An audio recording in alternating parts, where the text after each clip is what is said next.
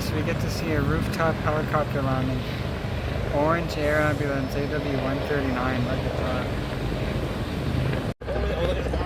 So now we're at the harbor front. This is a tourist helicopter. This is the one that does the tours of the city and the harbor. And it's going to be landing at the Harbourfront Airport, which is right here. We also get some plane landings out here. This one's just coming in from Ottawa right now. It's landing on the Island Airport. Here you're about to see it land.